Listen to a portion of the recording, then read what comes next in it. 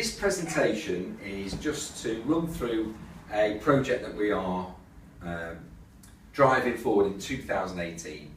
Well, really from now on, if the truth be told, but 2018 will be the year that we are looking to really progress it. And it comes from really something the directors were looking at. We were reviewing the way that certain areas of the firm and mainly the fast track areas of the firm functioned. We were looking at those areas and we could clearly see that things weren't being done in an optimum way, not just a perfect way, but they weren't being done exactly as we want.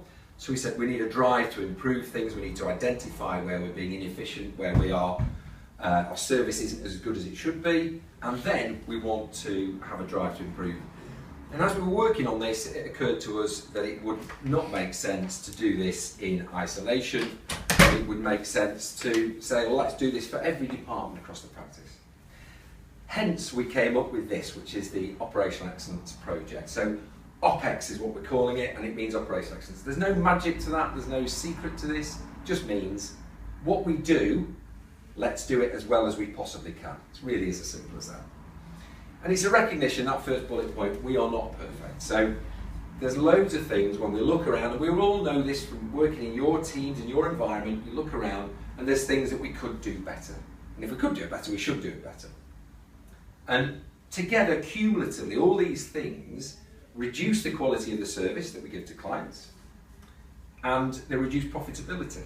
So really, it's a no-brainer. I don't think I need to go through that. But if we can look around and identify things that are not being done as well as they should be, or they could be, then it would be daft, frankly, not to try and have a drive to improve that. So it's all about improving the way we work as much as we possibly can. It's as simple as that. There's no magic to it. What are we looking to improve and why?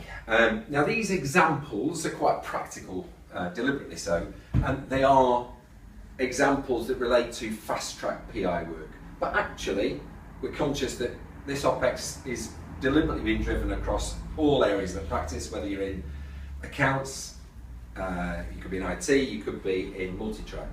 But the actual details may vary on the ground. But these examples are from the fast-track environment, but I think they're quite instructive. For example, too many cases become inactive, so they're not worked on regularly. Not just talking about, by the way, those in fast-track claimant will know if there's an inactivity report that currently comes off if a file hasn't been worked on for 3 months. I'm not just talking about that.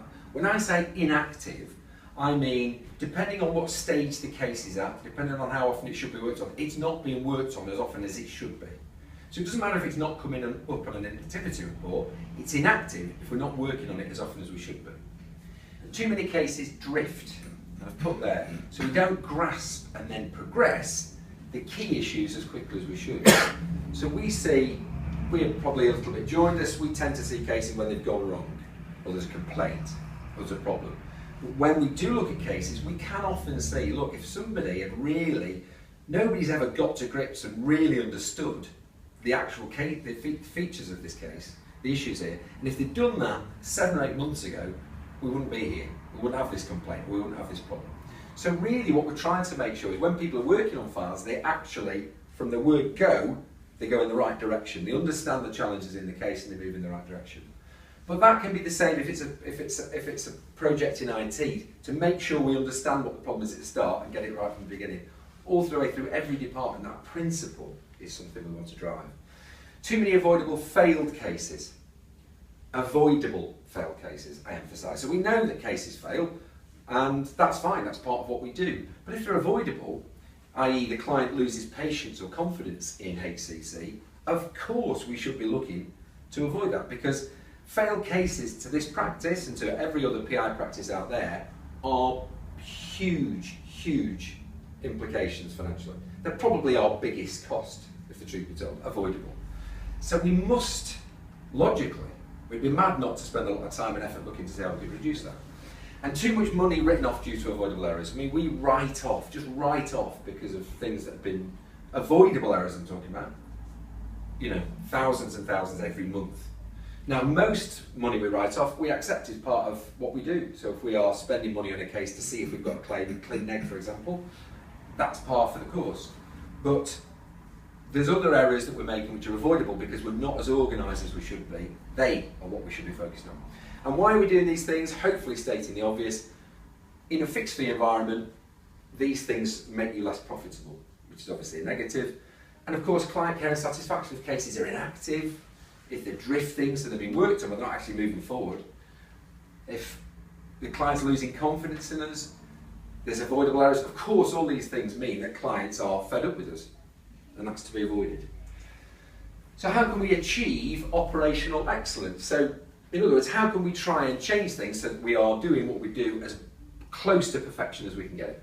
Well, these are quite high level things. These are practical things, and we'll talk about practical things in a little while.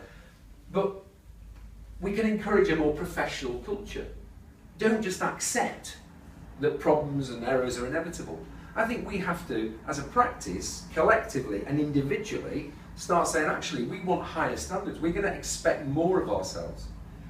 So every individual should say, no, I'm going to have higher standards myself. Collectively as a team, I think we should be saying, no, we're not just going to accept that we get it wrong a lot of the time. That's not good enough, or that things become inactive, or things drift, or clients get fed up with us. So that is it's a high level thing, and it can be a little bit meaningless, but we want to make it we want it to impact on the ground. So encouraging a more professional culture across the firm.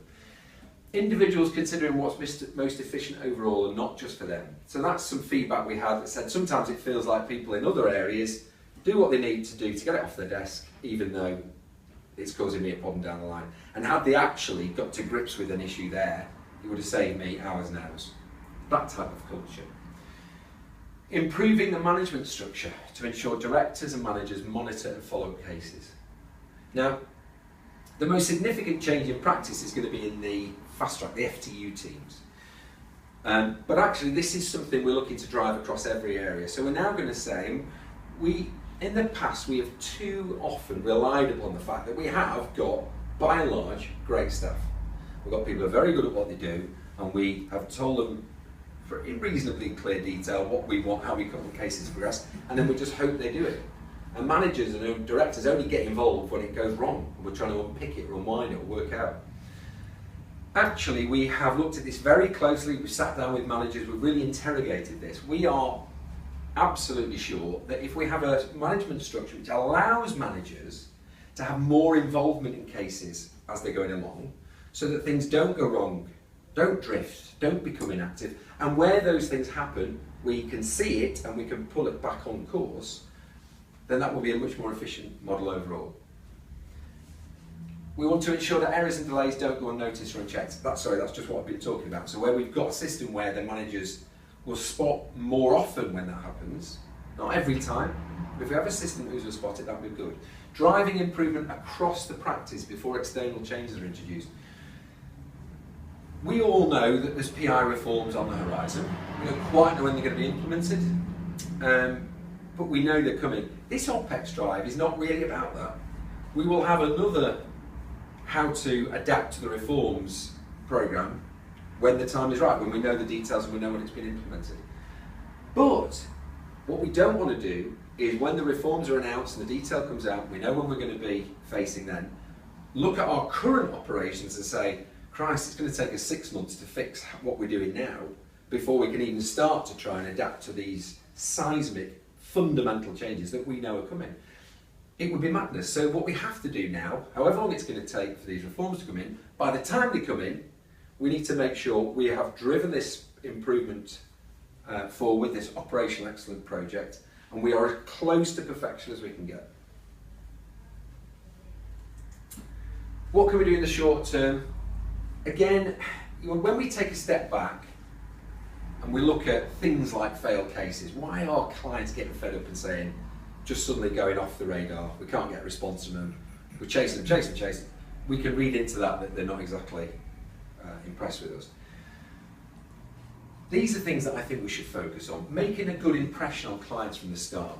And I fully accept, depending on what department you're in, that starts with the CST, it goes to the stage 1 team, and then it goes to Fiona. But I think at every one of those stages, we have an opportunity to win or lose confidence. And it's vital that we look at all of them. Ensure case handling is professional and efficient. So we need to make sure that we're doing the job right. Ensure case progresses with a clear plan, that they aren't just drifting, they aren't just going sideways and not moving forward. And managers monitoring cases and intervening when necessary. So if things are going wrong, that actually, rather than us relying on the fee earner realising it or knowing about it and or doing something about it, we have an extra layer, an extra pair of eyes on those cases, focused on the appropriate stages when things are particularly important. So what about the longer term? The legal service delivery model, it says there, it's going to change significantly in the next few years. We know that. Yeah. Rules and regulations around personal injury are changing. But I don't think that will be it. I think we have to assume, and I'm almost absolutely certain, things will carry on changing. So when we get the reforms in, whatever form they take, or whenever they come in, that will be that. So we have to assume that we get ready for the next round of changes and the next round of changes. And it might come in the way we deliver legal service. It might be more IT based. But we can't just do OPEX and say, middle to 2018, we've done a great job here, pat ourselves on the back, right, we can go back to normal. Just everything's going to stay as it is. Because we know the reforms are going to come in.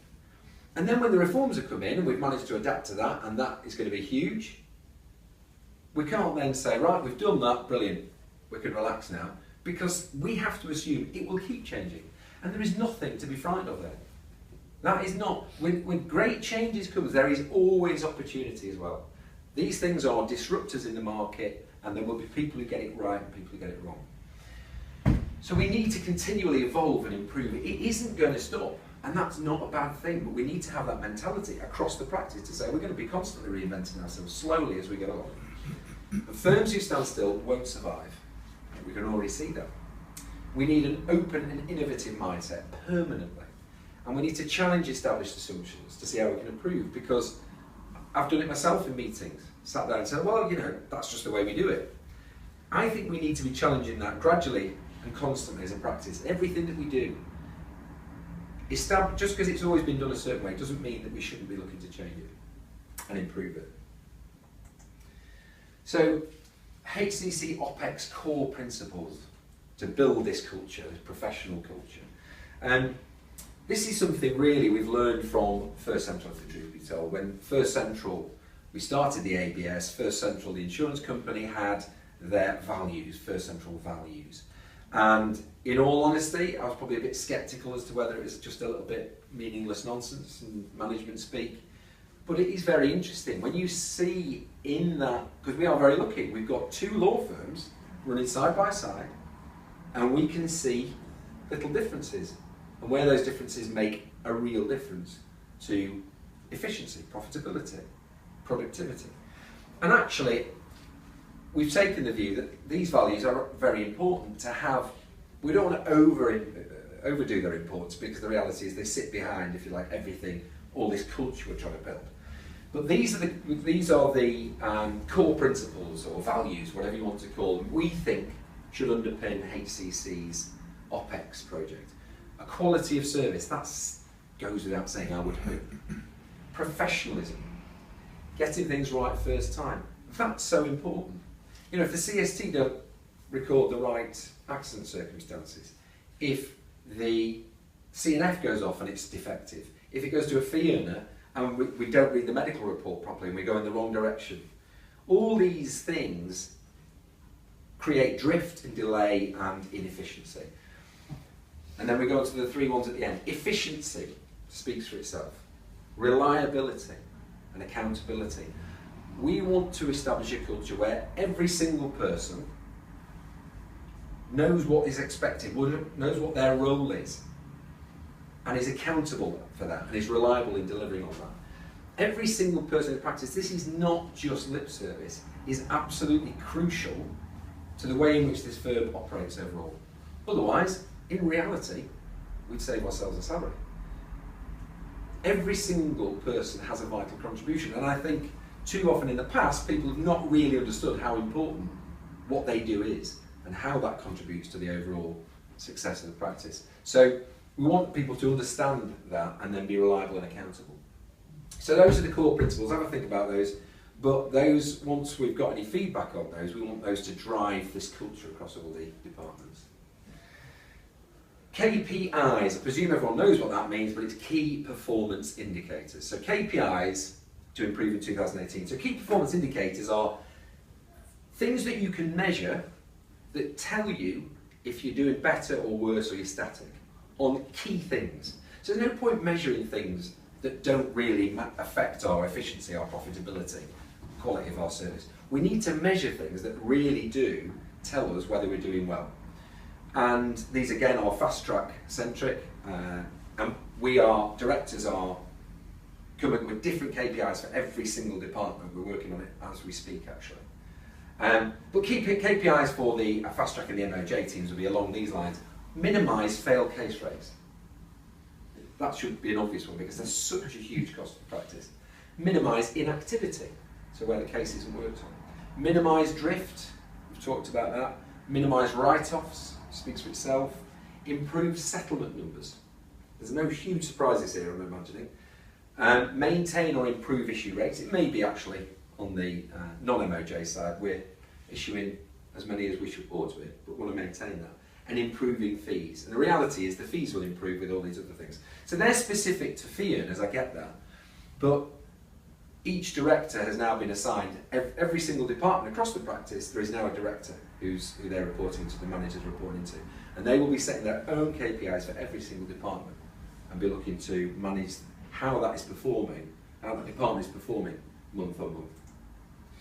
So the strategy for improving KPIs, there's a bit of repetition here, so I apologise in advance. This is really, again, a bit more high level to say how we can actually, those things we can measure, whatever the department, whatever they happen to be, what's our strategy for doing that? Well, making the right impression on the client from the very beginning. If we can win the client's confidence and trust from CST, Stage 1 team, fee earner, that client will be on board. That client will be trusting us, accepting what we're doing, not chasing us every few days on the phone saying, what are you doing, why haven't you done anything? Second guessing whether what we've done is right. If we can win the confidence, it makes our job a lot easier. Fee earners speaking to clients as soon as they take the claim from the Stage 1 team and then having regular contact for the first few months. This might seem obvious. We've actually, when I've sat down with the managers in the MOJ department, decided that probably isn't practical in an MOJ team, and that's fine. So we're going to come up with different approach to the MOJ teams in there. But on the FTU side, because they get less files and they are dealing with cases where liability is often in dispute, we've decided that is critical. So it will vary on the department. But I think if I'm a client, I want the person handling my case to ring me and say, just ringing you to let you know, just a quick introduction, I'm handling your case, I'll be in touch with my details in due course, but I just thought I'd let you know. I've got the case now, I'll be dealing with you till the end. That to me puts the mind at rest, stops them worrying, stops them making negative assumptions. Basic service levels, answering calls, so stopping calls going to voicemail. We all know, a lot of the time you ring people, the clients ring fee earners, whether it's Stage 1 team or whatever, and it goes to voicemail. That is a terrible impression the client gets. Returning messages the same day, acknowledging emails. So basic service levels, these are things that we can try and work on to improve our KPIs. Getting it right first time. Bit of repetition here, I apologise. So cases will last longer if we don't identify and understand the key issues at the beginning. And we need to grasp that. We need to have more of a culture where when we see a client is getting fed up, or when we see that something doesn't make sense, the medical report's telling me one thing, my client's telling me losses, and the two things don't tally, grasp the nettle. I've seen too many cases where actually, if somebody had really looked at it with more critical eye earlier on, we could have saved 6, 9, 12 months of going in the wrong direction and frustration building up from the client. So these type of things of grasping the nettle, when problems develop, pick up the phone to the client. Don't hide behind email, don't hide behind that. If a problem develops, if you see that something doesn't make sense, deal with it there and then, and don't just push it sideways because it'll still be there in 6 months. So that's something, that's a culture that we need to build. Eradicate and minimise inactivity, that speaks for itself. Eradicate and minimise drift, that's cases being worked on but not moving in the right direction. And keeping things simple. I think this is going to be more and more prominent going forward, particularly when we have more reform and all these changes. We have to try and keep things simple for clients and keep things simple for ourselves. That's going to be a focus. Marginal gains will make a big difference. This is a really key, important message from the OPEX project. The challenge for each individual, if everybody makes an effort to improve their personal performance slightly, it will transform the business. We do not need to improve performance across every part of the business or any particular part of the business by 50, 60%, because frankly that's unrealistic, and if we could achieve that, we've been doing an incredibly bad job. We're actually pretty good across the board. We're pretty good. What we're looking to do in every single department, everybody here, their personal performance, challenge yourself to just try and improve what you do and the work of the team around you by a couple of percent. That is what we're talking about. We're talking about marginal gains. And if we can get buy-in from everybody across the practice, and everybody can take a step back and see if they can challenge themselves to achieve that, it will transform the practice. Not by huge sweeping changes, by marginal gains. Reducing avoidable errors by a few percent, tens of thousands of pounds we worked out. Everyone buys into the OPEX project, it will make a huge difference. Frankly, we're going to be pushing forward the OPEX project in any event, and if people don't buy, and if they approach it with, they're a bit cynical or they don't really think it makes sense, it will still have some beneficial outcome, I've no doubt about that. But if everyone buys into it and goes away saying, all right, fine, okay, all right, I'll take it on board and I'll see what I can do and I'll look around what I'm doing, and if I think something's not working quite right, I'll make a suggestion to my manager. If I see that we're wasting time with something time and time again, I'm going to raise that with one of the directors, or I'm going to try and do something about myself. That type of thing, it will make a huge difference. And that is what I'm trying to get across through these presentations.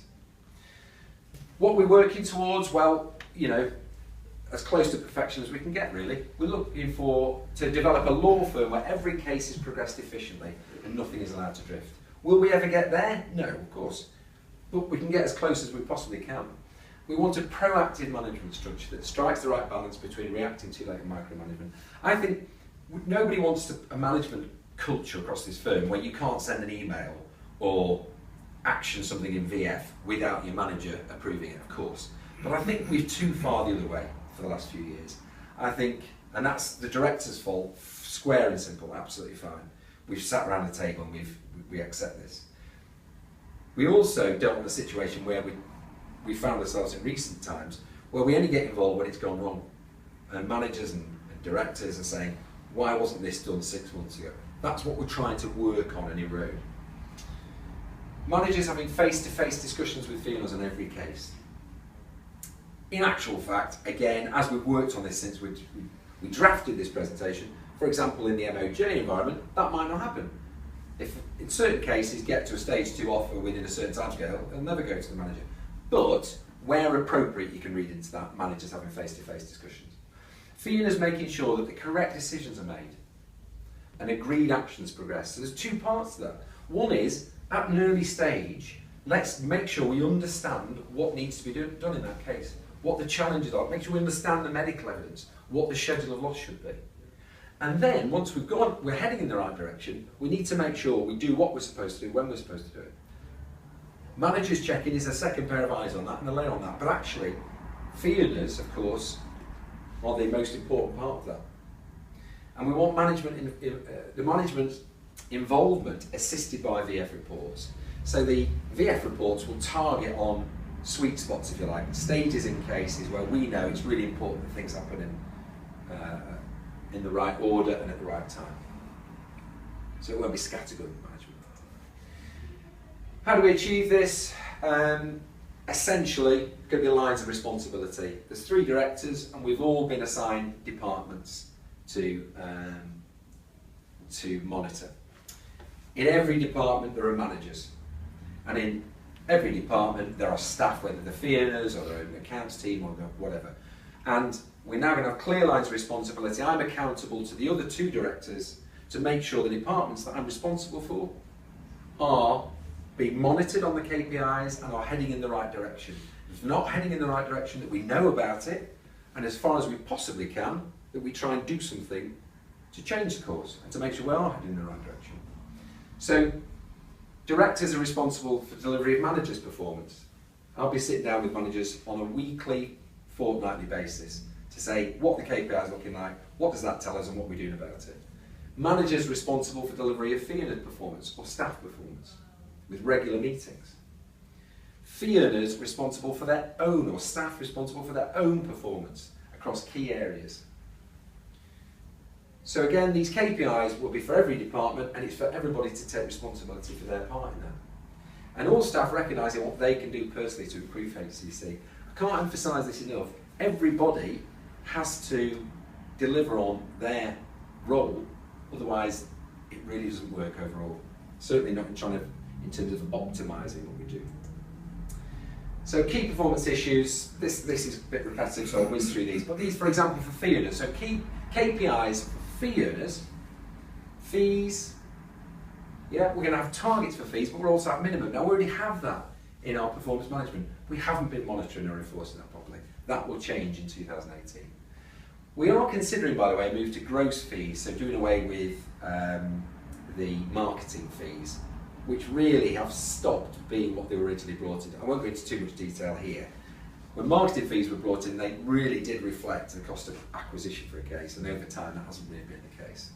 And it means that we struggle to really see how fees are performing because they're manipulated or distorted by those. Fee earners must achieve minimum fees within reasonable timescale. So if somebody says, I haven't got enough cases, or I haven't got enough support, or whatever, fine, we'll give time, or we'll wait. But fee earners have to achieve minimum fees. Settlement numbers. Fee earners to aim for a target on settlements per month. I mean, as long as the fees are right, I suppose you could say that's secondary. But it's still an important KPI.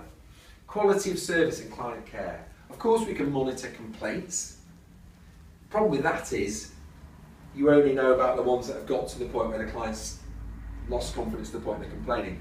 We are looking as well at introducing some sort of satisfaction rating feedback from clients. That could be through in-case, which we're looking to bring in early in 2018, or it could be through SurveyMonkey type thing that we email to clients every, say, 12 months or something like that. Efficiency in organisation. So we want to reduce the number of inactive files, we want to reduce the number of write-offs, we want to reduce the number of failed cases, especially non-co-op in certain stages, because they're the ones which we can assume is where the clients just stop responding to us, that they've kind of lost confidence or patience with. Longer term challenge for the future, to improve the model beyond 2018.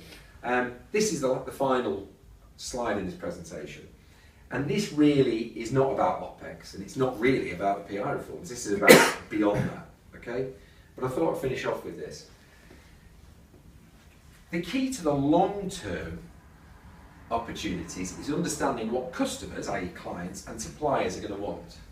Now, we've looked at this and we think that clients and the consumers are going to expect to communicate with lawyers via online, almost certainly via the phone or a handheld device.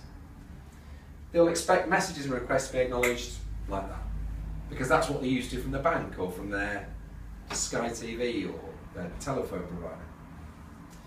Instructions and requests actioned according to simple, clear service standards. Nice, clear lines, what's going to happen, when's it going to happen, they understand. A bit more of a simple, straightforward.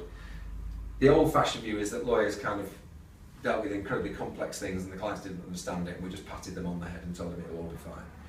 Clients in the future will want to understand clearly what's happening, when's it happening. If a pioneering law firm, and you can read into that we would want to be such a pioneering law firm, can work with the right technology provider or partner to develop an efficient and user-friendly legal services platform, everyone's going to want to use it. That's the basic message. And I think there is going to be a huge opportunity, probably not just one, but for the right law firm who has the right knowledge about claim process, about clients' wants and expectations, can work with the right technology company to put together an online platform that's very user-friendly, very low overhead. That will be how matters progress. And I think law firms who try and do it themselves, just use their own in-house IT capability, will fail, because I don't think they've got the budget, frankly, or the right technological skills to make it happen. I don't think a technology business without the right legal partner is going to make it happen, because I think they will build something that works, but they don't understand the claim culture, if you like, and what clients want and what needs to be delivered. But together, the right strategic partnership, that's what I think will eventually be the success stories into the future. And the key I put at the bottom there is not to be the first law firm to try it, but the first one to get it right. Because I know certain firms are already putting things together. And I suspect the first few will turn out to be failures. Actually, the key is to time it right, work with the right strategic partners, and build something that actually works in practice and delivers what clients want. And that is when everybody will want to use it. So I'm not going to do a Q&A, because one of the things that we're doing on the back of this, and you may have already seen it, is a survey to all the staff saying, please give us some feedback, tell us what you want. That survey is completely anonymous, so you can let us have it, both barrels. As long as it's from the, as long as it's genuine, we don't mind any sort of feedback. But what really I'm wanting you to take away from today is that the OPEX drive isn't mysterious, it's not complicated, it's about improving the way we work, but across every aspect of the practice. And it will work, it will make a huge difference if every person, individual, takes away that as a little challenge and says, okay, let's see what we can do in our section, in my job, in my team, in my environment. If we can do that, it'll make a big difference. Okay? Thank you very much.